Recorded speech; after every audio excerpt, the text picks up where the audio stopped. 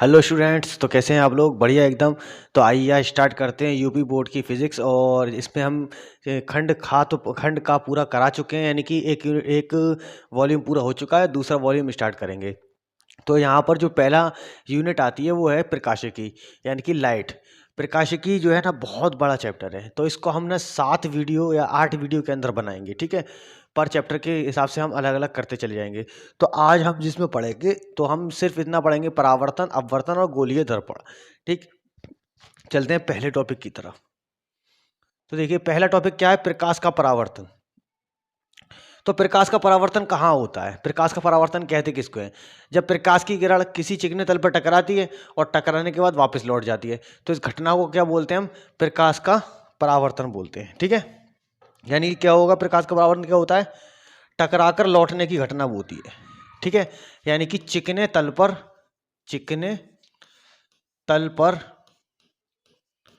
टकराकर लौटने की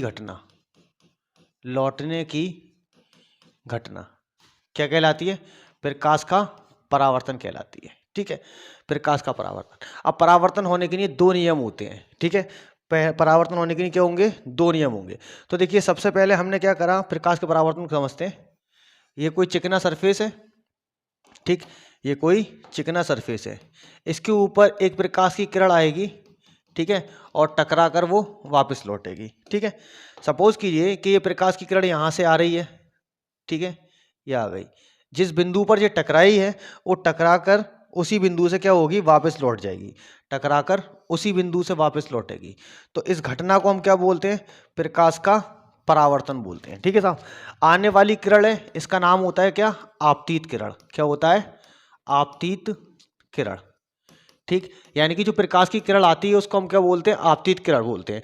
और जिस बिंदु पर टकराती है उस बिंदु को क्या बोलते हैं हम? आपतन बिंदु बोलते हैं। क्या बोलते हैं उसको? आपतन बिंदु बोलते हैं, ठीक। और टकराकर जब लौटती है तो उस वाली किरण को हम क्या बोल देते हैं? परावर्तित किरण। क्या बोलते हैं इसको? परावर्तित किरण, ठीक है। ये हो गया क्लियर। अब इसके 2 नियम होते हैं। क्या नियम होते हैं इसके? 2 नियम होते हैं। एक तो होता है कि पहला नियम क्या कहता है? देखिए, ये हमारा क्या है? परावर्तक तल है ना, ये परावर्तक तल है। परावर्तक तल।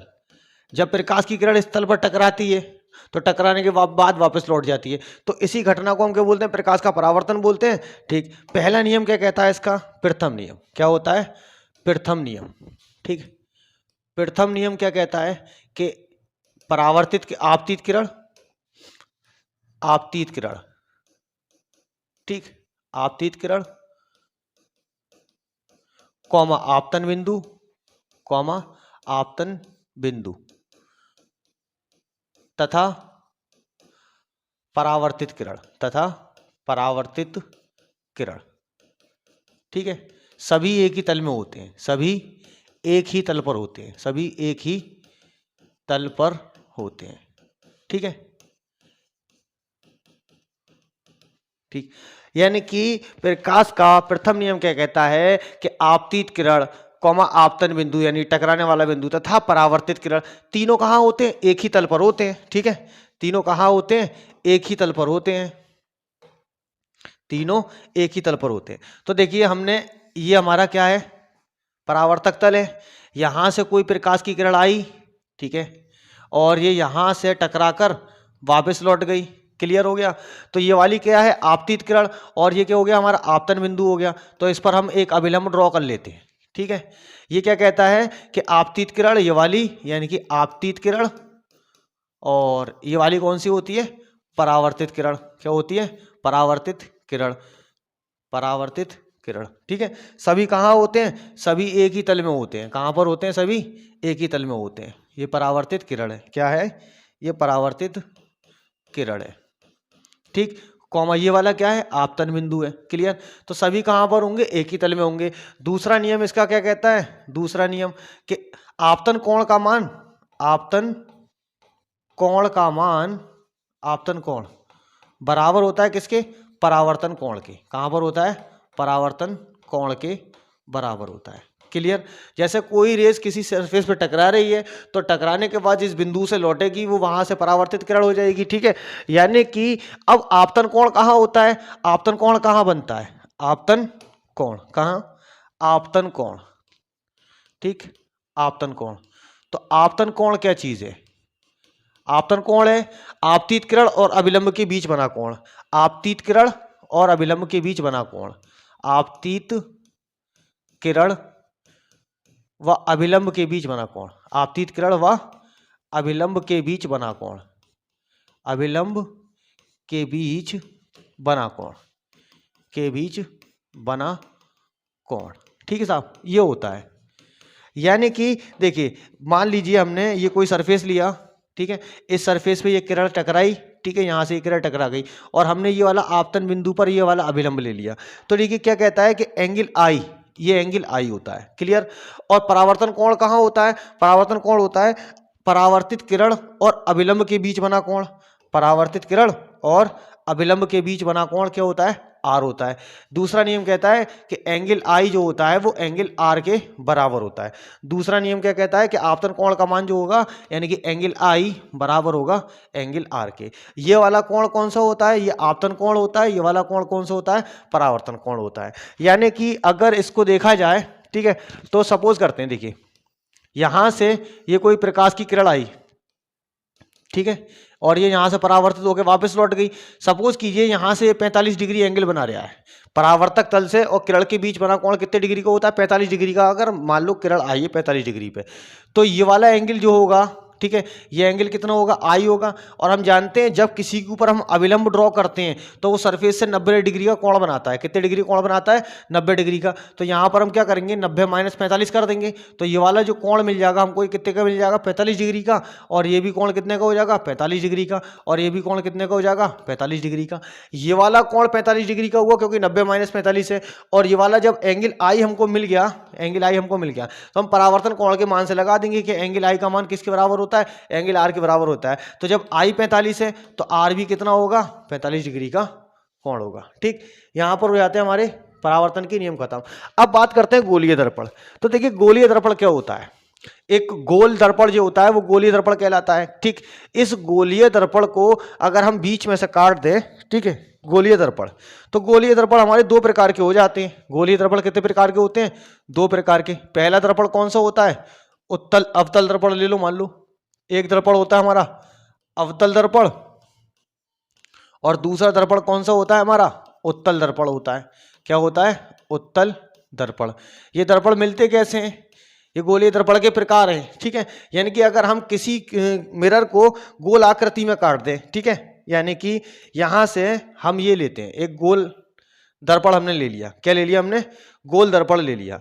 अब जब इस हम गोल दर्पण को बीच में से काट देंगे, ठीक है, बीच में से मान लिया हमने काट दिया, तो एक टुकड़ा इधर मिल जाएगा और एक टुकड़ा हमें इस तरह से मिल जाएगा, एक इस तरह से मिल जाएगा और एक इस तरह से मिल जाएगा। अब रही इसके बाद हम क्या करें, अब इसके बाद हम करेंगे इसके ऊपर पॉलिश। क्या करेंगे, इसके ऊपर पॉलिश। तो हम पॉलिश क्या जगह कर सकते हैं, या तो बाहर कर दें या फिर अंदर कर दें, ठीक। तो मान लीजिए हमने यहां पर करी है, इसके अंदर पॉलिश कर दी। कहां कर दी, एक में अंदर पॉलिश कर दी और एक में हमने क्या कर दी, बाहर की तरफ पॉलिश कर दी, ठीक। तो देखिए बाहर की तरफ जिसमें पॉलिश होती है, ठीक है, उसको हम क्या बोलते हैं, अवतल दर्पण। तो अवतल दर्पण में कहां होगी, बाहर पॉलिश होगी, बाहर पॉलिश होती है, ठीक। इसमें कहां होता है, अंदर पॉलिश होती है। कहां पर होती है, अंदर पॉलिश, क्लियर। तो इसको हम क्या बोलते हैं, एक को बोलते हैं अवतल दर्पण और एक को बोलते हैं उत्तल दर्पण। तो ये वाला दर्पण हमारा कौन सा हो जाएगा, ये तो हो गया हमारा अवतल दर्पण। क्या हो गया, अवतल दर्पण। और ये वाला हमारा कौन सा हो जाएगा, उत्तल दर्पण हो जाएगा। क्या हो जाएगा, उत्तल दर्पण।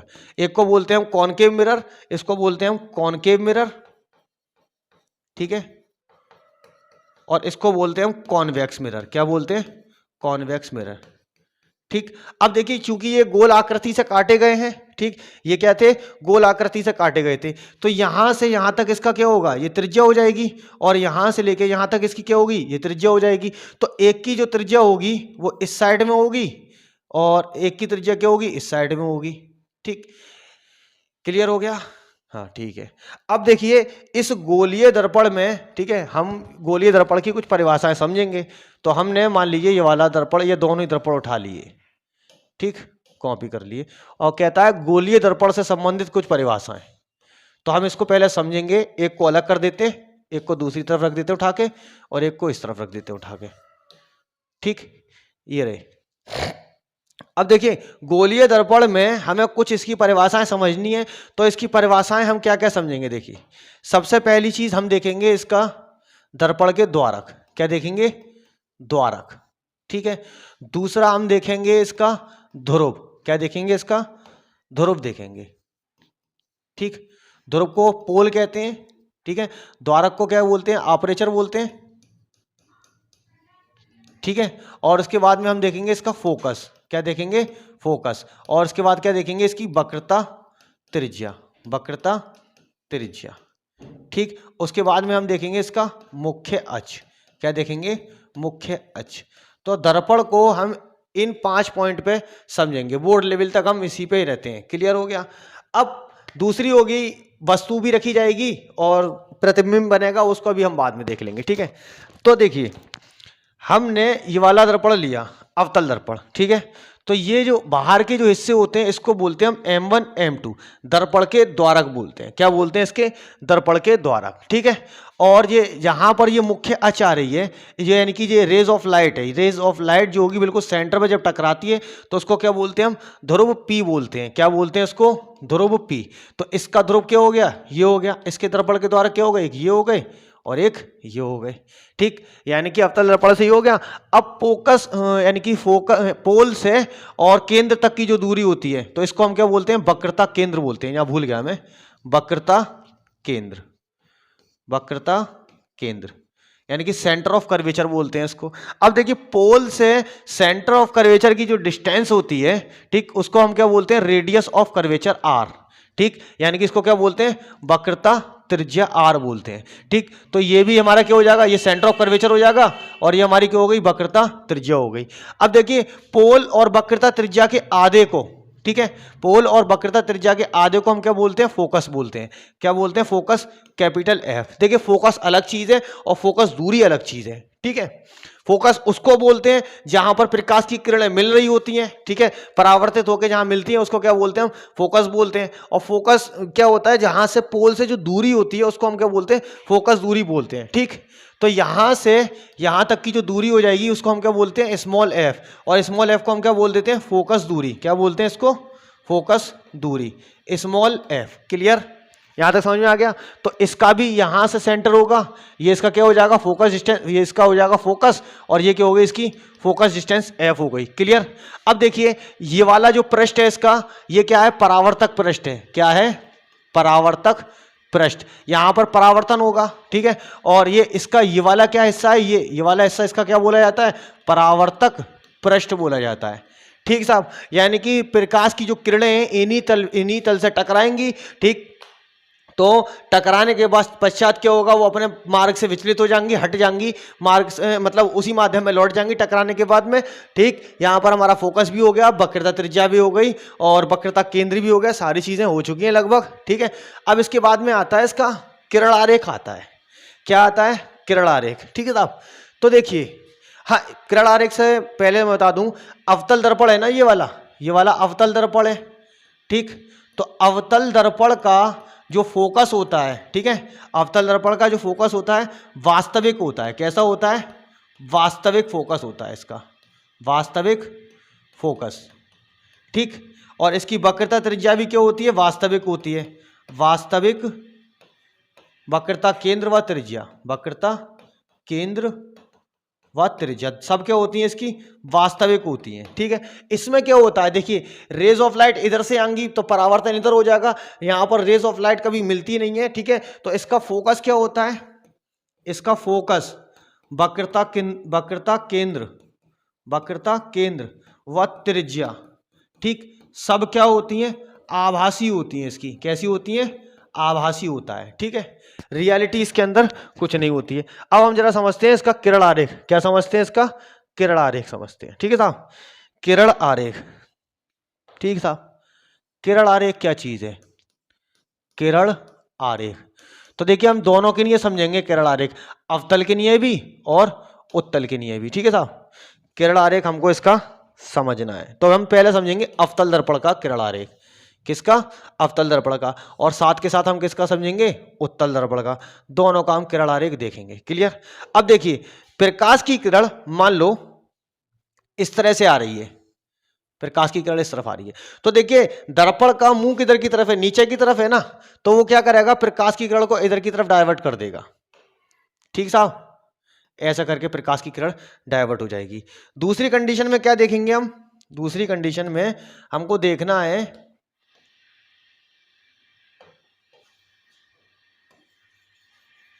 दूसरी कंडीशन क्या है? ठीक है, इसको अभी मैं हटा देता हूं, यहां से कट कर लेता हूं। ठीक, दूसरी कंडीशन में क्या है? देखिए प्रकाश की किरण को हमने ऐसे सीधी सीधी आई तो इधर कन्वर्ट हो गई। दूसरी तरफ क्या है कि अगर हम नीचे से प्रकाश की किरण को डालेंगे तो ये प्रकाश की किरण इधर की तरफ परावर्तित हो जाएगी। ये इधर से आई और ऐसे चली गई। ठीक, अगर हम परावर्तन का नियम लगाना चाहें तो ये वाला एंगल आई हो जाएगा, ये वाला एंगल आर हो जाएगा। सेम इसी तरीके से जब हम इसके ऊपर अविलंब ड्रॉ करेंगे तो ये एंगल आई हो जाएगा, ये एंगल आर हो जाएगा। क्लियर? ये तो रहा प्रकाश की किरणों का। अगर कोई प्रकाश की किरण सीधी सीधी वक्रता केंद्र पर आती है, वक्रता केंद्र पर कहाँ आती है? सीधी, तो वो जैसे जाती है वो वैसे ही वापस लौट जाती है वक्रता केंद्र वाली, या फिर ऐसा कह लो इसका मुख्य अक्ष जो होता है वो वाली किरण जैसे जाती है वक्रता केंद्र से होती हुई वैसे ही वापस हो लेती है। ठीक, अब देखते हैं हम एक और कंडीशन। ठीक है, अगर हम प्रकाश की किरण को तिरछा डालते हैं, कैसा? तिरछा।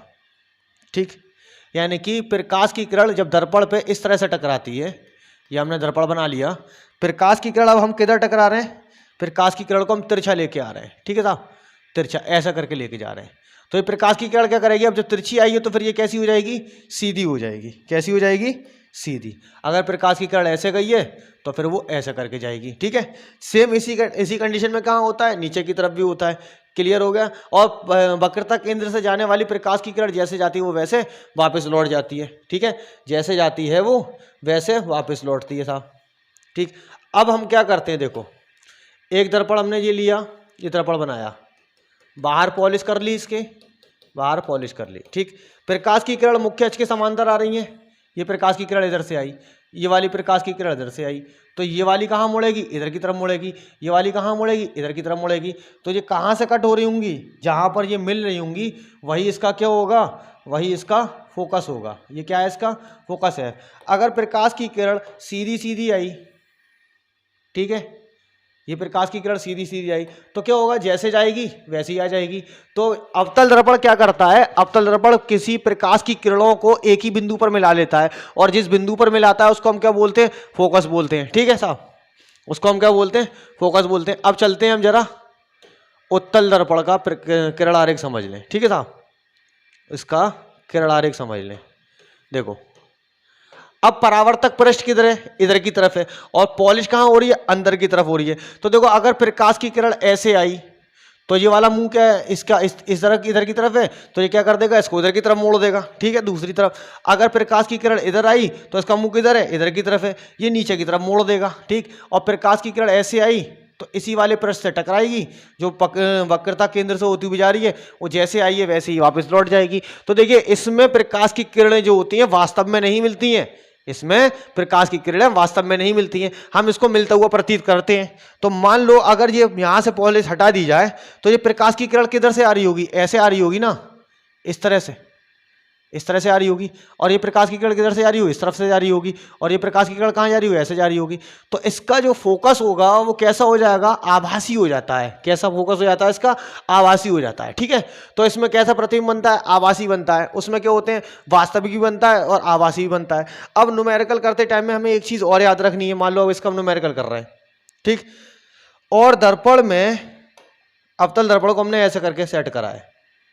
ठीक, ये इसका एक्स एक्सिस है, ये इसका वाई एक्सिस, ये इसका एक्स है, ये वाई है। ठीक है साहब, तो इधर जो दूरियां रखी जाती हैं वो सारी कैसी होती हैं? ऋणात्मक।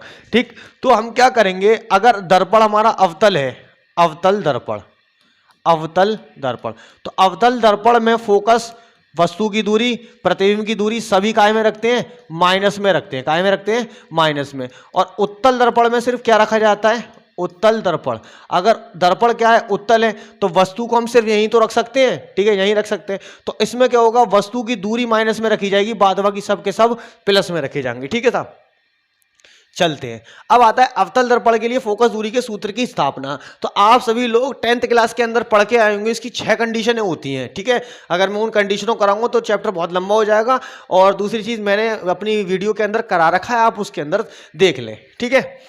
तो क्या होगा, देखिए हम 6 कंडीशन में रखें, अवतल दर्पण हो या दर्पण हो, दोनों में फोकस दूरी का सूत्र यही आना है, 1/f = 1/v + 1/u। और यूपी बोर्ड में कभी कभी पूछ लेता है आपसे, अगर पूछता है कि दर्पण के लिए फोकस दूरी के सूत्र की स्थापना करो, ठीक, दर्पण के लिए फोकस दूरी के सूत्र की स्थापना करो, तो आप क्या करेंगे, चाहे अवतल की कंडीशन लगा लें या उत्तल की कंडीशन लगा लें, आपको फॉर्मूला प्रूफ कर देना है, ठीक है, किसी भी कंडीशन से। अगर कंडीशन दे देता है कि अवतल से करना है तो फिर आप अवतल का फॉर्मूला लगाएंगे, अवतल वाली कंडीशन से प्रूव करेंगे। अगर उत्तल का देता है तो उत्तल की कंडीशन प्रूव कर देंगे। अगर केवल दर्पण देता है तो कोई सी भी कंडीशन लगा लेंगे। तो हम यहाँ पर जो है दोनों ही कंडीशन लेके आने वाले हैं, ठीक है। तो हम जो है फोकस दूरी का ये वाला सूत्र हम सिद्ध करने वाले हैं, ठीक है, 1/f = 1/v + 1/u, ठीक है साहब, ये प्रूव करने वाले हैं। u क्या है, हमारी वस्तु की दूरी है, किसकी दूरी है, वस्तु की दूरी, ठीक। v क्या है, हमारी प्रतिबिंब की दूरी है, किसकी दूरी है, प्रतिबिंब की दूरी, ठीक है। f क्या है, हमारी फोकस दूरी है, क्या है, फोकस दूरी है। क्लियर, यहां तक समझ में आ गया। अरे यार, तो f क्या है, हमारी फोकस दूरी है, u क्या है, वस्तु की दूरी है, और v क्या है, हमारा प्रतिबिंब की दूरी है। तो हम यहां पर अब वस्तु को रख रहे हैं दर्पण के सामने लाके, और प्रकाश की किरणों का परावर्तन के पश्चात फोकस दूरी के सूत्र की स्थापना हम कर देंगे साहब, ठीक है। तो हमने क्या किया, एक अवतल दर्पण लिया, एक अवतल दर्पण हमने लिया, ये हमने एक दर्पण बनाया, इसके बाहर के हिस्से पर हमने क्या कर दी, पॉलिश कर दी।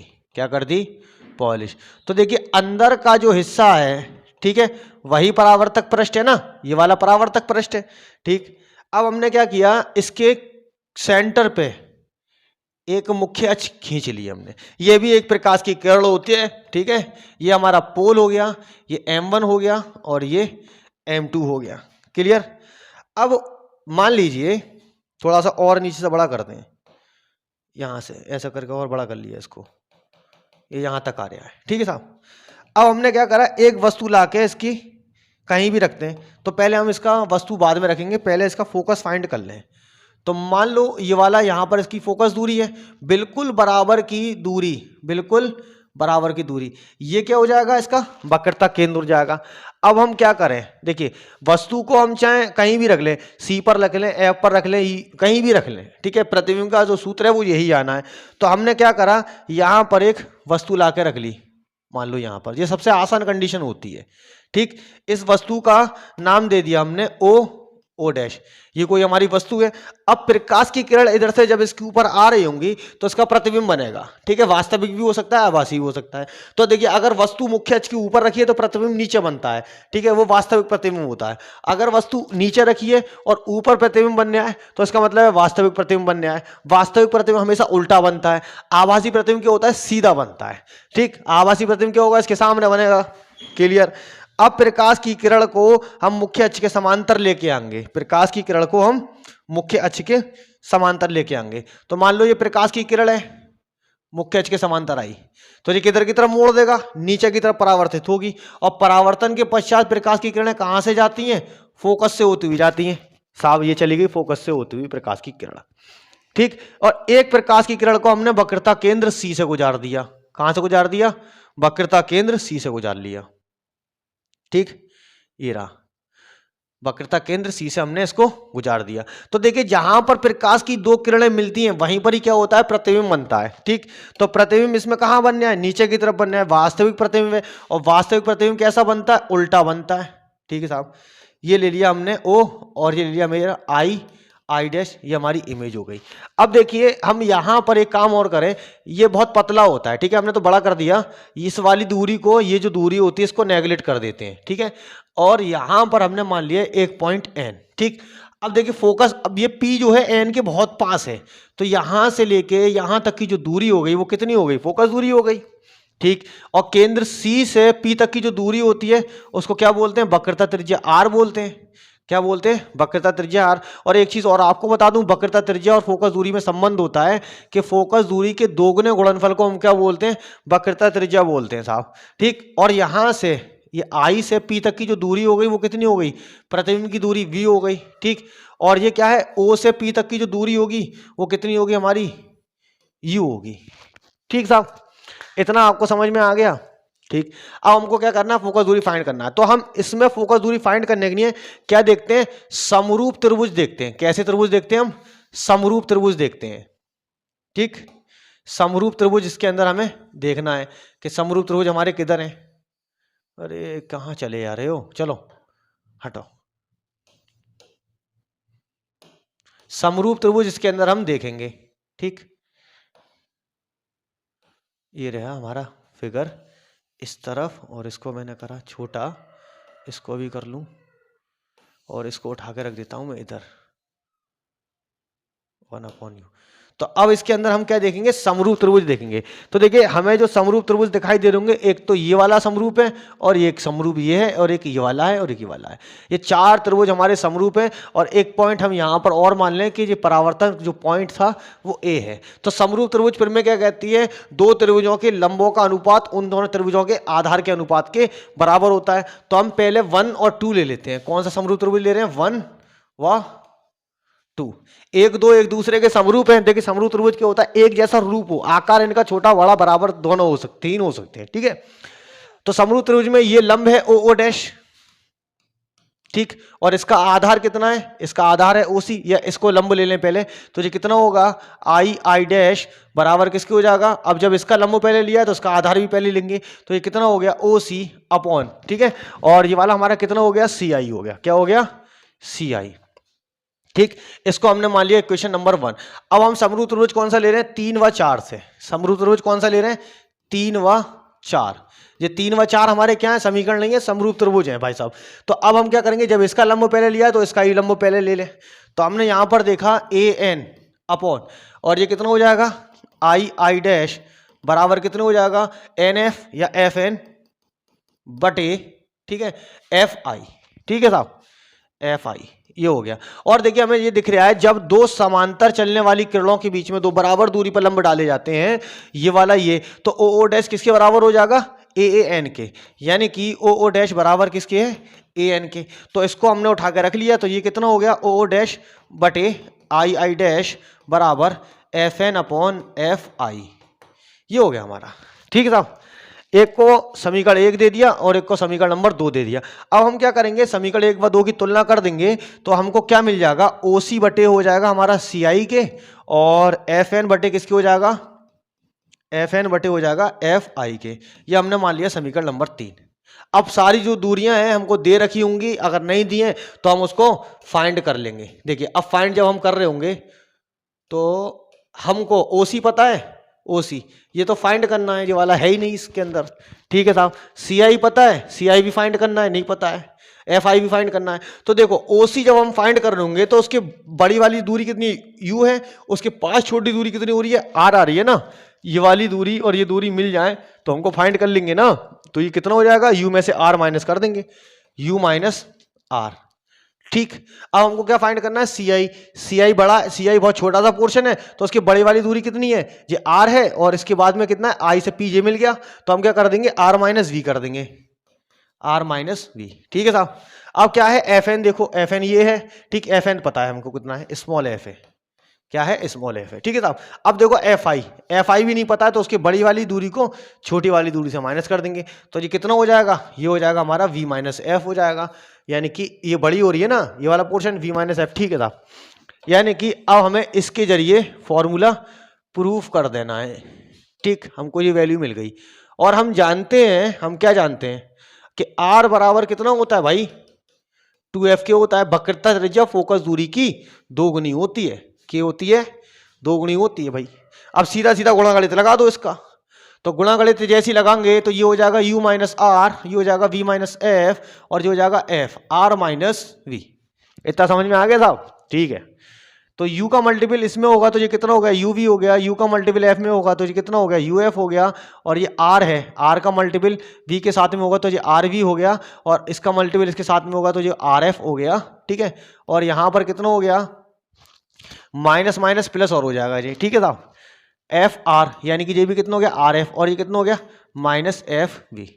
ठीक साहब, आर एफ बराबर बराबर है, कट जाएंगे। ठीक है, दोनों के साइन एक जैसे, इधर लाएंगे तो माइनस का हो जाएगा। अब हम जानते हैं कि आर को हम 2f के बराबर रख दें तो ये हो जाएगा uv, और ये हो जाएगा हमारा uf, और ये हो जाएगा हमारा 2vf। ठीक है साहब, आर की जगह 2f रख दिया, v को मैंने पहले लिख लिया। ठीक, ये हो गया हमारा माइनस का एफ वी। ये माइनस का इधर आके काय का हो जाएगा, प्लस का हो जाएगा, और एक कैंसिल हो जाएगा इसमें से, माइनस का 2f और ये प्लस का इधर हो जाएगा, तो कितना हो जाएगा, माइनस का vf बराबर 0। ये हमको मिल गया। अब हम क्या करेंगे, इस जो समीकरण हमारा कोई भी मान लो x y जो भी समीकरण आया है, इसके अंदर हम क्या करें, uvf का मल्टीपल कर दें। ठीक है, बोथ साइड।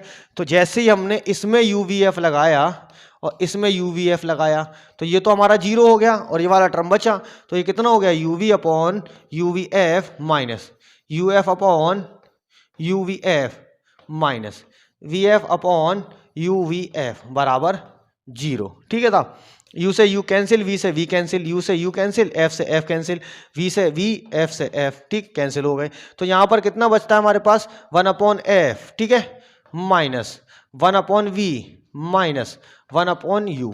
इसको इधर ले जाएंगे तो काय का हो जाएगा, प्लस का हो जाएगा। तो माइनस v को इधर लाए तो प्लस का हो गया, माइनस u को इधर लाए तो काय का हो गया, प्लस का हो गया साहब। ये हो गया हमारा फोकस दूरी का सूत्र, हो गया अवतल दर्पण के लिए। किसके लिए हो गया, अवतल दर्पण के लिए।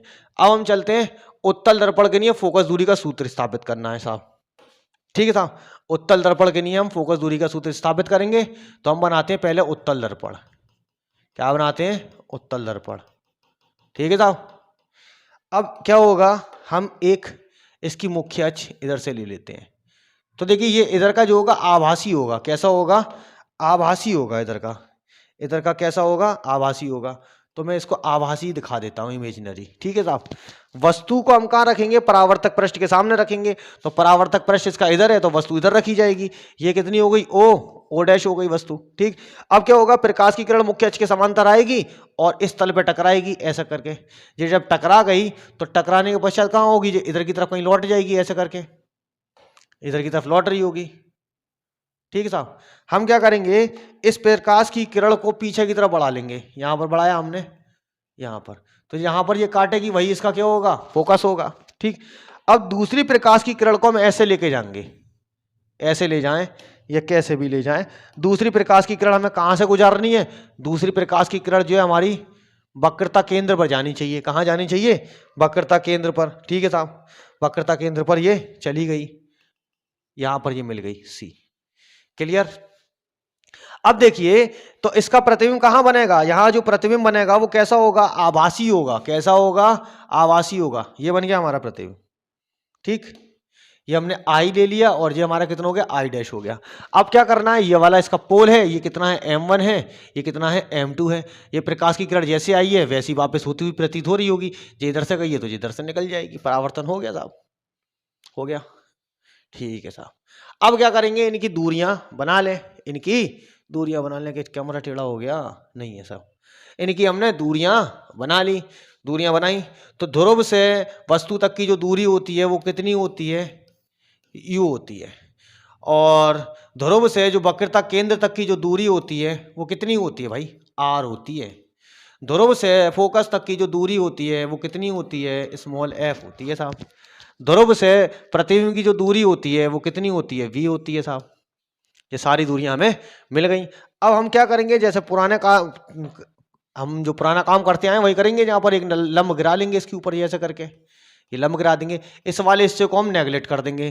तो हमने मान लिया n, p n के बिल्कुल बराबर है। ठीक, p n के बिल्कुल बराबर है। तो हमको यहाँ पर एक कोण दिखाई दे जाएगा ऐसे करके, जो वाला। ठीक है साहब, ये दिख रहा है। अब हमने यहाँ पर एक पॉइंट और मान लिया, जो पॉइंट ले लिया हमने a। अब हम फिर समरूप त्रिभुज पर में लगाएंगे, ठीक है। तो देखिए एक तो त्रिभुज हमें ये दिखाई दे रहा है, कौन सा, O dash C, O dash C एक त्रिभुज दिखाई दे रहा है, ठीक। दूसरा इसके समरूप कौन सा दिखाई दे रहा है हमको, तो इसके समरूप हमें दिखाई दे रहा है आई डैश सी। ये कैसे हैं, समरूप हैं एक दूसरे के। दूसरा हमें कैसा दिखाई दे रहा है, दूसरा हमको दिखाई दे रहा है ANF, ठीक है। और दूसरा कौन सा है, ANF हो गया, ANF। दूसरा है हमारा आई डैश एफ, ठीक। अब देखिए इसमें वस्तु u जो है वो माइनस की तरफ है, तो डेरिवेशन करते टाइम में खास तौर पे ध्यान रखा जाएगा भाई साहब, u को माइनस में रखना है। काय में रखना है, माइनस में रखना है भैया, माइनस में रख दो, ठीक है। समरूप त्रिभुज पर में लगा दो समरूप त्रिभुज पर में, तो ये किसके बराबर हो जाएगा, ओ डैश बटे किसके हो गया, आई डैश के, ठीक। अब इसका आधार कहां तक जा रहा है, OC तक जा रहा है भाई, कहां तक जा रहा है, OC तक, ठीक है साहब। और इसका आधार कहां है, IC पे है, कहां पर है, IC पे। समीकरण नंबर 1 हो गया। अब समरूप त्रिभुज हम ये वाली ले रहे हैं, तो कितना हो गया, AN अपॉन,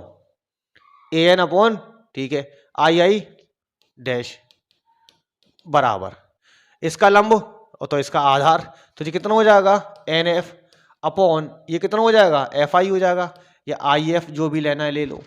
अब हम जानते हैं AN किसके बराबर होगा, AN किसके बराबर होगा, ओ डैश के। AN बराबर होगा ओ डैश के, अभी समझाया था ना पीछे, ओ डैश बटे आई डैश। तो ये हमको कितना मिल जाएगा, NF अपॉन FI। इसको मान लें समीकरण नंबर 2। दोनों को बराबर कर लेंगे, तो दोनों को हमने जैसे ही बराबर करा तो ये कितना हो गया, OC अपॉन IC बराबर NF अपॉन FI, ये बराबर हो गए।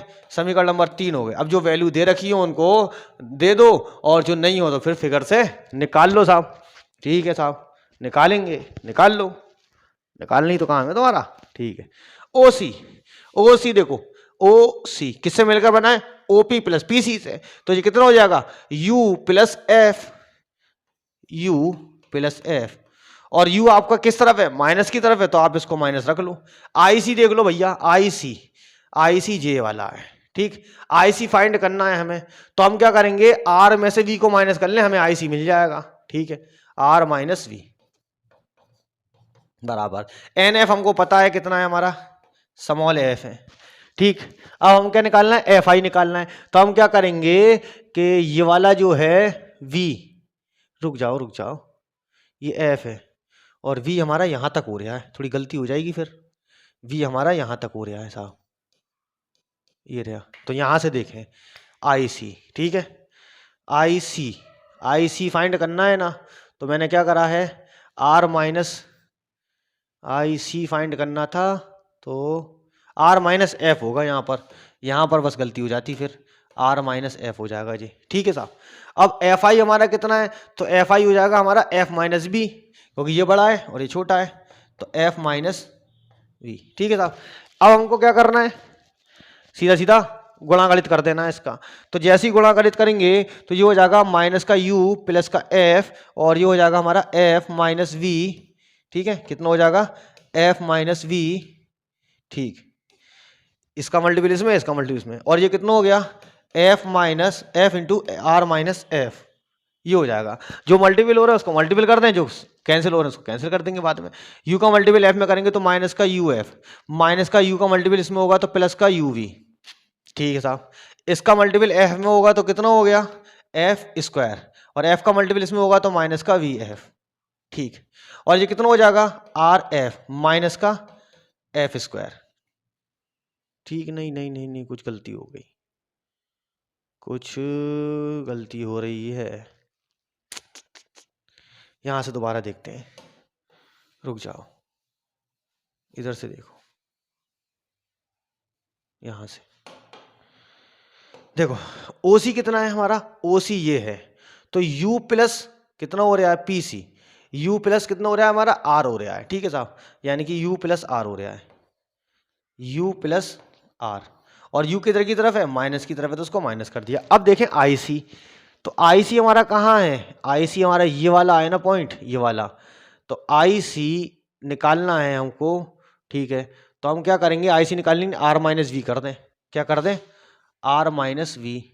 ठीक, एन एफ, एन एफ कहाँ है, n f n f n f n f, तो ये तो हमारा स्मॉल एफ ही है, ये रहा एन एफ। ठीक, और आपको क्या निकालना है, एफ आई निकालना है। तो अब हम क्या करेंगे, एफ माइनस वी करेंगे, एफ माइनस वी कर देंगे, मल्टीपल करेंगे तो ये हो जाएगा हमारा आर माइनस यू, इसको प्लस में पहले वाले, माइनस को बाद में लिख देता हूँ, और ये हो जाएगा हमारा एफ माइनस वी। ठीक, और ये वाला जो हो जाएगा हमारा वो कितना हो जाएगा, f into r minus v. ठीक, अब आर की जगह हम लगा देंगे सीधा सीधा 2f माइनस का u, और ये हो गया हमारा f माइनस का v, और ये हो गया f, और ये हो गया हमारा 2f माइनस का v। अब मल्टीपल कर लें। ठीक, 2f का मल्टीपल इसमें करा तो ये कितना हो गया, 2f स्क्वायर हो गया, माइनस u का मल्टीपल f में करा तो कितना हो गया, माइनस का uf हो गया, माइनस माइनस क्या हो गया, अरे क्या कर रहा हूँ, फिर गलती हो जाएगी, पहले सी यू कर लें। 2f का मल्टीपल इसमें करेंगे तो ये कितना हो जाएगा, 2vf हो जाएगा। ठीक है साहब, और माइनस का f में मल्टीपल करेंगे तो माइनस का uf हो जाएगा, और माइनस माइनस कितना हो गया, प्लस हो गया, तो ये कितना हो जाएगा, प्लस का vf हो जाएगा, प्लस का uv, प्लस का uv। ठीक, और इसको करेंगे तो कितना हो गया, 2f स्क्वायर माइनस का vf। ठीक है साहब, अब जो कट रहा है उसको काट लें, तो 2f स्क्वायर से तो 2f स्क्वायर कट रहा है। ठीक है, और ये माइनस का 2vf, इसको इधर का लाएंगे तो काय का हो जाएगा, प्लस का vf माइनस का uf और प्लस का uv बराबर 0। ठीक, ये हमको वैल्यूएं मिल गई। अब क्या करना है, इन वैल्यूओं को सीधा सीधा गुणागणित लगा के कैंसिल कर देना है, गुणागणित लगा के कैंसिल कर देंगे। अरे आपको बर्तन कहाँ से आ गया यार, माइक आज रुक नहीं रहा। ठीक है, गुणागणित लगा के सॉल्व कर देना है। ठीक साहब, सॉल्व करते टाइम में हमें माइनस का वी एफ इसमें से कटेगा तो कितना बचेगा, माइनस का वी एफ, और यहाँ पर कितना बचेगा, माइनस का यू एफ, और ये कितना हो गया, यू वी बराबर 0। दोनों तरफ क्या करेंगे, यू वी एफ का मल्टीपल कर देंगे, तो ये हो जाएगा हमारा यू वी एफ, और ये कितना हो जाएगा, यू वी एफ, ये चला गया 0 के अंदर, ये काय के अंदर चला गया, 0 के अंदर। ये हो गया माइनस का, यहाँ पर क्या बचा है, माइनस का v f upon u v f, minus का u f upon u v f, और ये कितना हो गया, प्लस का u v upon u v f बराबर कितना हो गया, 0। वी से वी कैंसिल, एफ से एफ कैंसिल, तो बचा कितना, माइनस का 1 अपॉन यू, यू से यू कैंसिल, एफ से एफ कैंसिल, तो कितना बचा, माइनस का 1 अपॉन वी, और यू वी से यू वी कैंसिल, तो बचा कितना, 1 अपॉन एफ बराबर 0। तो 1 upon f is equal to कितना हो गया, 1 upon v plus 1 upon u. तो हमने यहाँ पर देख लिया कि चाहे अवतल दर्पण हो या उत्तल दर्पण हो, दोनों ही दर्पण के लिए फोकस दूरी का सूत्र कितना आता है, 1 upon f is equal to 1 upon v plus 1 upon u आता है। अब इसके बाद में चलते हैं हम आवर्धन क्षमता के ऊपर। किसके ऊपर, आवर्धन क्षमता। आवर्धन क्षमता, तो देखिए आवर्धन क्षमता क्या होती है, प्रतिबिंब की दूरी तथा वस्तु की दूरी के अनुपात को हम क्या बोलते हैं, आवर्धन क्षमता बोलते हैं। इसका कोई मात्रक नहीं होता है। दूसरा होता है वस्तु की ऊंचाई, प्रतिबिंब की ऊंचाई तथा वस्तु की ऊंचाई के अनुपात को हम क्या बोलते हैं, आवर्धन क्षमता बोलते हैं। क्लियर, अगर ये सेंटीमीटर तो कैंसिल, ये centimetre cancel, metre metre cancel हो गया। ठीक है साहब, चलते हैं अब इसके न्यूमेरिकल के ऊपर। किसके ऊपर, न्यूमेरिकल के ऊपर। ठीक है साहब, न्यूमेरिकल क्या कहता है भैया, सपोज करो कि u का मान दे रखा है आपको 10 सेंटीमीटर, कितना दे रखा है, 10 सेंटीमीटर, और v का मान आपको दे रखा है 20 सेंटीमीटर। कह रहा है कि अवतल दर्पण के लिए फोकस दूरी का मान ज्ञात करो, आवर्धन क्षमता ज्ञात करो। ठीक है, और प्रतिबिंब की प्राकृति कैसी होगी, प्रतिबिंब की प्राकृति, ये आपको किसके लिए निकालना है, अवतल दर्पण के लिए निकालना है। किसके लिए, अवतल दर्पण के लिए। ठीक है साहब, और किरण आरेख भी बना दियो इसका। ये सारी चीजें आपको फाइंड करनी है, और यही कंडीशन एक और दी हुई है आपको, यही कंडीशन जो है उत्तल दर्पण के लिए भी निकालनी है आपको। किसके लिए, उत्तल दर्पण के लिए। ठीक, तो वो वाला कौन से के लिए आएगा, उत्तल के लिए आएगा, और ये वाला किसके लिए, अवतल के लिए। तो हम क्या करते हैं, इसको बीच में से डिवाइड कर लेते हैं। डिवाइड कर लिया साहब। अब देखो, हम जानते हैं हमें क्या निकालना है, फोकस निकालना है। चाहे कोई सा भी दर्पण हो, फोकस दूरी का सूत्र कितना होता है, 1 upon v plus 1 upon u, ठीक है। प्रतिबिंब की स्थिति ज्ञात करनी है, फोकस दूरी ज्ञात करनी है दर्पण की, और आवर्धन क्षमता भी हमको ज्ञात करनी है साहब, आवर्धन क्षमता भी ज्ञात करनी है। और अगर आपको एचआई का मान दे रखा है 2 सेंटीमीटर, तो वस्तु की ऊंचाई भी ज्ञात करनी है आपको, वस्तु की ऊंचाई भी ज्ञात करनी है। फोकस दूरी का सूत्र कितना होता है, 1/f = 1/v + 1/u। v का मान आपको कितना दे रखा है, 20 दे रखा है। और है कौन सा दर्पण, ये अवतल दर्पण है, तो खास तौर पे याद रखना है अवतल दर्पण है तो सारी दुनिया में माइनस में रखनी है, अब आंसर चाहे प्लस में आए या माइनस में आए, ठीक है। हमें दूरियां काय में रखनी है, माइनस में रखनी है, इतना हमें पता होना चाहिए साहब। तो ये कितना हो जाएगा, माइनस का हो जाएगा, और ये कितना हो जाएगा यहाँ पर प्लस, तो ये भी कितना हो जाएगा, माइनस का हो जाएगा। v हमारा कितना दिया है, माइनस का 20, चलो भैया हो गया। u का मान माइनस का 10, ठीक है साहब। अब ये कितना हो गया, माइनस का 20 माइनस का 10 बराबर 1/f।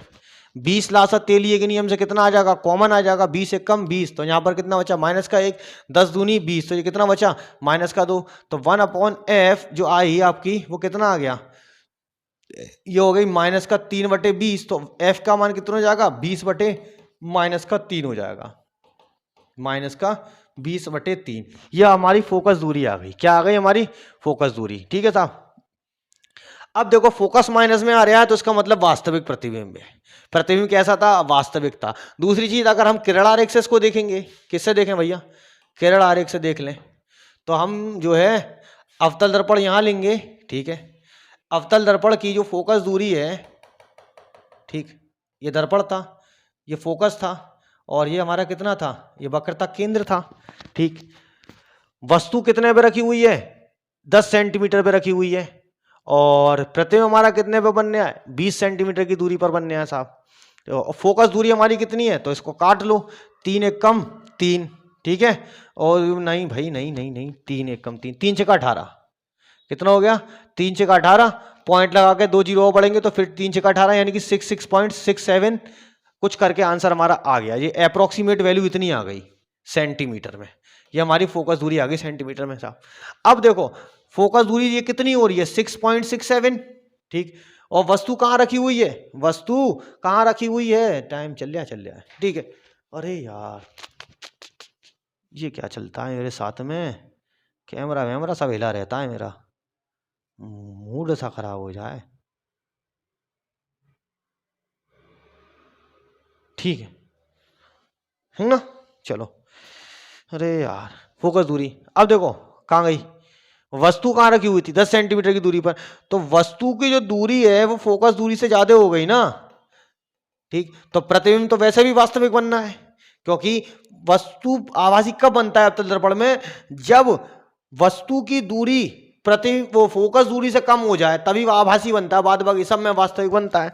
तो किरण आरेख में ये वस्तु कहाँ चली जाएगी, ये 10 इधर हो गया, और ये हमारी वस्तु कहीं ऐसे करके आ रही होगी यहाँ पर, ठीक। अब हम जानते हैं वस्तु जब दर्पण के पास होती है तो प्रतिबिंब बड़ा बनता है, यहाँ दिख जाएगा हमको, ठीक है साहब।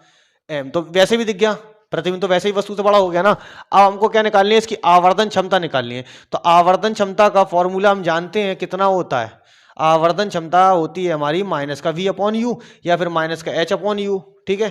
तो हमको पहले आवर्धन निकाल लें, क्योंकि प्रतिबिंब की ऊंचाई दे रखी है तो वस्तु की ऊंचाई निकाल लेंगे बाद में। v कितना आया, दर्पण में सब माइनस में रख दो, माइनस में रख दो। v का मान कहाँ है भैया, v हमारा है माइनस का 20 और u हमारा है माइनस का 10, 0 से 0, 0 से 0, ठीक। तो कितना हो गया, माइनस का 2। m का मान कितना आ गया, माइनस का 2। अब हमें क्या निकालना है, ho निकालना है, यानी कि हमको hi/ho निकालना है ना, hi/ho। ये किसके बराबर होती है, m के बराबर होती है जब, ठीक है। तो ये हमारा कितना आ गया, माइनस का 2 आ गया, ठीक है। hi हमारी कितनी है, hi जो है हमारी 2 सेंटीमीटर है, तो 2 सेंटीमीटर, और ho हमारा कितना है ये हमको फाइंड करना है। यहाँ पर माइनस ऑलरेडी मौजूद होगा, इस माइनस से ये वाला प्लस कैंसिल हो जाएगा, तो ho कितना हो गया हमारा, ये 2 से 2 कट गया, h को इधर ले जाएंगे तो एक आ गया हमारा 1 सेंटीमीटर ऊंचा, यानी कि वस्तु की जो ऊंचाई है वो कितनी है, 1 सेंटीमीटर है। अब अपवर्तन क्या चीज है, प्रकाश का अपवर्तन क्या है, तो प्रकाश का अपवर्तन कहते हैं जब प्रकाश की किरण एक माध्यम से दूसरे माध्यम में जाए, ठीक। तो इसमें कम से कम माध्यम कितने होने चाहिए, माध्यम एक से ज्यादा होने चाहिए, एक से ज्यादा, ठीक है। 2 3 4 5 जितने हो सकते हैं होंगे, लेकिन हमारे बोर्ड लेवल पे सिर्फ 2 ही हैं। कितने हैं? बोर्ड लेवल पे सिर्फ 2 हैं, ठीक है। अब माध्यम एक से ज्यादा है तो क्या होगा? देखो, एक होता है विरल माध्यम, इसमें 2 तरीके के माध्यम होते हैं।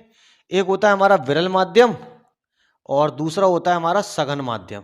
एक होता है हमारा विरल माध्यम, दूसरा हमारा क्या होता है?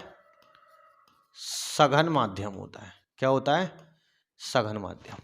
विरल माध्यम क्या होता है? हवा है, जिसमें पार्टिकल बहुत दूर दूर हो, ठीक है। सघन माध्यम क्या होता है कि इंटरमॉलिक्यूलर स्पेस भी ज़्यादा कम हो, स्पेस भी कम हो, और दूसरी चीज़ उसके कण जो है बहुत पास पास हो, जहाँ पर प्रकाश की किरण को चलने के लिए बड़ी ही दिक्कत पैदा होनी है रे भाई, ठीक है साहब। तो माध्यम क्या है? 2 होने चाहिए साहब।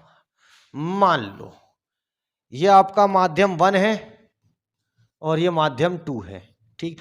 प्रकाश की किरण क्या होगी? जब एक माध्यम से दूसरे माध्यम में प्रवेश होती है तो अपने मार्ग से विचलित हो जाती है। तो मार्ग से विचलित होने की घटना क्या कहलाती है? अपवर्तन कहलाती है। प्रकाश की किरण ऐसे आ रही है, इसको जाना कैसे चाहिए था? इसको जाना तो ऐसे ही चाहिए था, ऐसे करके। अरे कहाँ जा रही है? चलो ऐसे करके जाना चाहिए था, लेकिन यह क्या होगी? अपने मार्ग से विचलित हो जाएगी, अपने मार्ग से विचलित हो जाएगी। तो हमने यहाँ पर आपतन बिंदु था ना, यहाँ पर एक अभिलंब गिरा लिया हमने। क्या गिरा लिया? एक अभिलंब, ठीक है साहब। यहाँ पर तो हमारा ये आपतन कोण आई हो गया, ठीक। अब क्या होगी? मार्ग से विचलित हो जाएगी। तो मार्ग से विचलित होने के लिए क्या है ना, माध्यम भी तो सघन होना चाहिए। तो हमने यहाँ पर एक सघन माध्यम ले लिया इस तरह से।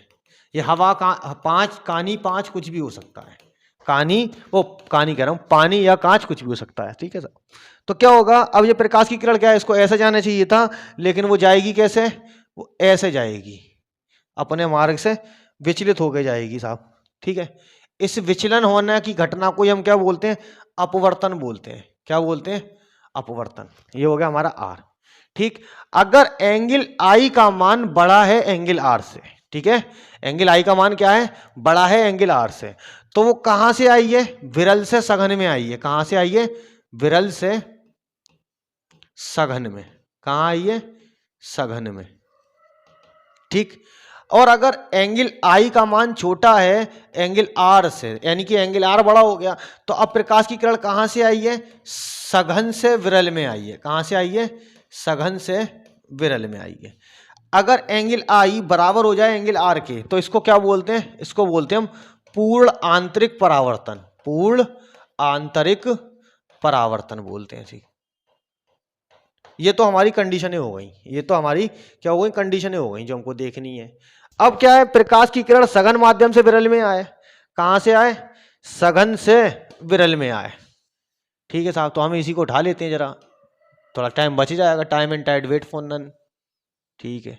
इसको उल्टा कर दिया और कहां से लेके आए? अब हम सघन से विरल में लेके आए। कहां से? सघन से विरल में। तो मैं इनकी किरणों को हटाता हूं, ठीक है। इसको डिलीट करा, इसको डिलीट करा, और इसको भी डिलीट करा, और इसको भी डिलीट कर दिया, ठीक है साहब। ऐसे करके, अरे सब टाइम तो इसी में चला गया यार, टाइम बचा ही कहाँ?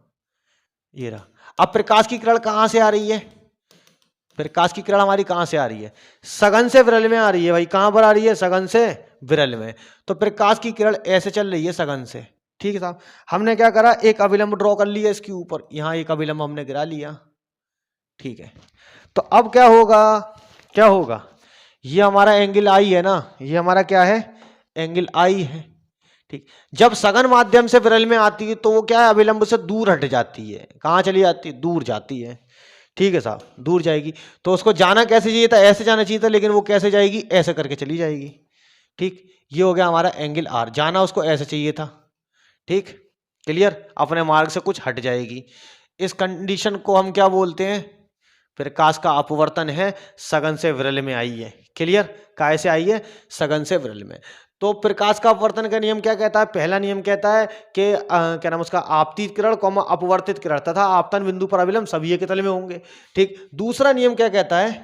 दूसरा नियम हमारा ये कहता है कि अपवर्तनांक जो होगा वो साइन आई अपॉन साइन आर, यानी कि एंगल ऑफ इंसिडेंस का साइन आई और एंगल ऑफ रिफ्रैक्शन का साइन आई का जो रेशियो होता है अपवर्तनांक के बराबर होता है। किसके बराबर होता है?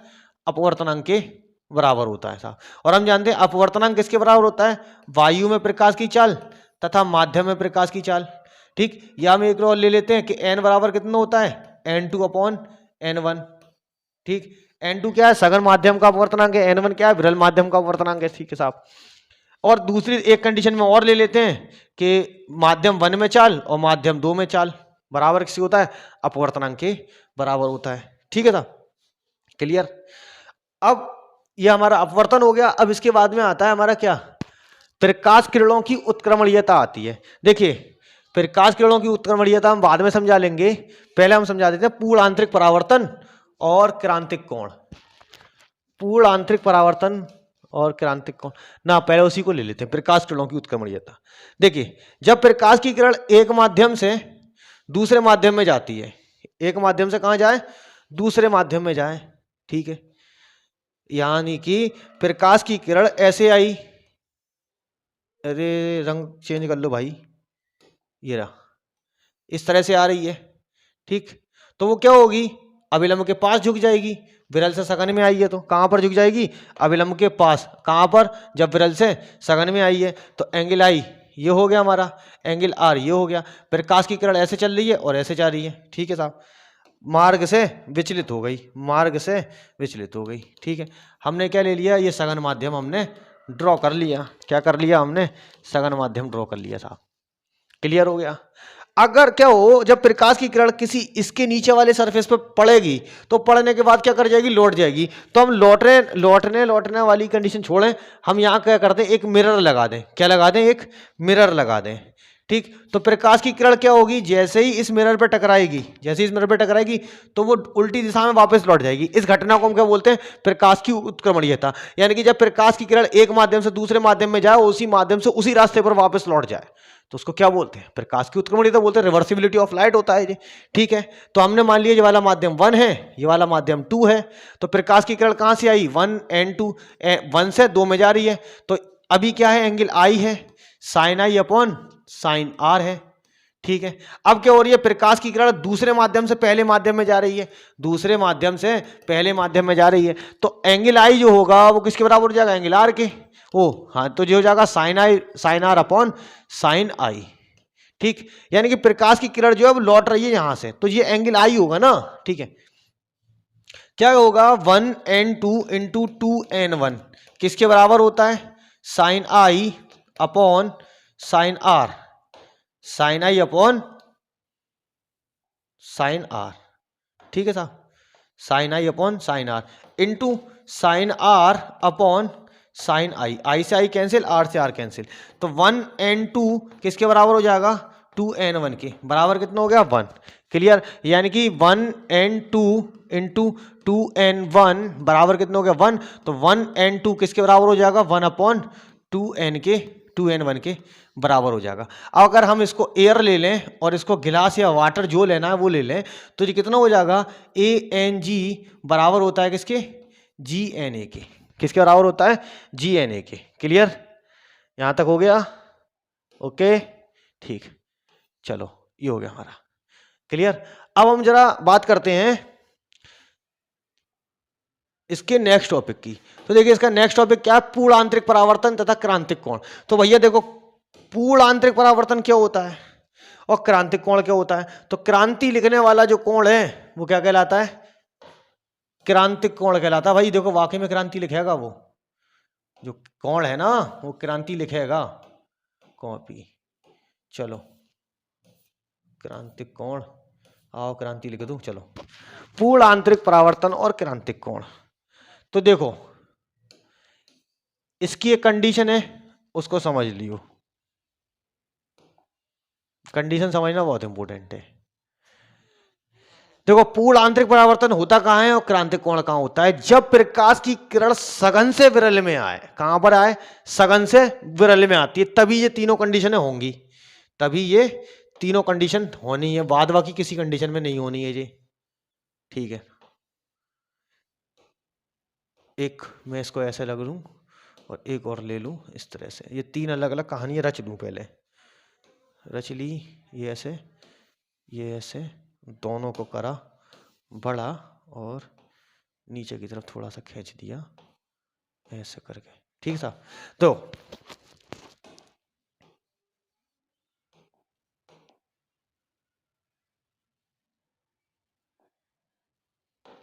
अरे यार क्या हो जाता है जी, हटाओ इसे। चलो देखो पूर्ण आंतरिक परावर्तन क्या होगा, देखो ये प्रकाश की किरण है ना, इसको हटा लूं थोड़ी देर के लिए, हाँ ये तो ऐसी है। देखो प्रकाश की किरण क्या है, सघन से विरल में आई तो क्या होगा, जब वो सघन से विरल में आती है तो अपने मार्ग से हट जाती है, ठीक, अपने मार्ग से हट जाती है। लेकिन पूर्ण आंतरिक परावर्तन में क्या होगा, पूर्ण आंतरिक परावर्तन में क्या होगा, पूर्ण आंतरिक परावर्तन में जो घटना घटनी है वो क्या होगा, देखो प्रकाश की किरण जब सघन माध्यम से विरल माध्यम में चले, कहां पर चले, सघन से विरल में आए, कहां पर आए, सघन से विरल में आ जाए, सघन से विरल में आए, किस में आए, सघन से विरल में, तो प्रकाश की किरण ऐसा करके आएगी, ठीक है। और उसको जाना कैसे चाहिए था, उसको जाना कैसे चाहिए था, ये हमने नॉर्मल ड्रॉ कर लिया, उसको जाना तो ऐसे चाहिए था ना, दूर पास से अपने हट के इस एंगल पे जाना चाहिए था, लेकिन वो इस एंगल पे ना जाके कि मीडियम इतना सघन है कि प्रकाश की किरण को उसी माध्यम में वापस लौटा दे, तो इस घटना को हम क्या बोलते हैं, पूर्ण आंतरिक परावर्तन बोलते हैं। यानी कि जो प्रकाश की किरण है वो कैसे चली जाएगी, ऐसे चली जाएगी, तो इसको हम क्या बोलते हैं, पूर्ण आंतरिक परावर्तन बोलते हैं। ये कहां होता है, सघन माध्यम के अंदर होता है, कहां होता है, सघन माध्यम के अंदर होता है, ठीक है साहब, क्लियर। इसको हम क्या बोलते हैं, टोटल इंटरनल रिफ्लेक्शन बोलते हैं।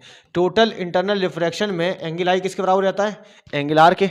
अब बात आती है क्रांतिक कोण, तो देखो वो ना ऐसे जा रहा है ना ऐसे जा रही है प्रकाश की किरण, ना ऐसे जा रही है, क्रांति लिखेगा एक नया काम कर देगा भाई। तो क्रांतिक कोण क्या होता है, क्रांतिक कोण में देखो सबसे पहली चीज माध्यम सघन होना चाहिए, सघन माध्यम से विरल माध्यम में आनी चाहिए, तो विरल माध्यम में ना जाकर सघन माध्यम में ना जाकर सघन माध्यम और विरल माध्यम के समांतर हो जाती है, क्या हो जाती है, ठीक, सघन और विरल के समांतर हो जाएगी, क्या हो जाएगी, सघन और विरल के समांतर, ठीक।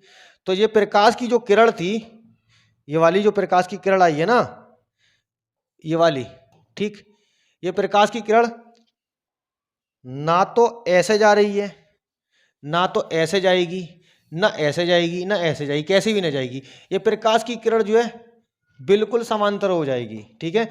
यानी कि अपवर्तनांक का मान, वो क्या नाम उसका, अपवर्तन का मान जो है कितने डिग्री का हो जाएगा, 90 डिग्री का जब हो जाता है तो उसको हम क्या बोलते हैं, पूर्ण आंतरिक परावर्तन बोलते हैं, ठीक है साहब। इस पर हमने अभिलंब ड्रॉ कर लिया, ये यहां पर क्लियर हो गया।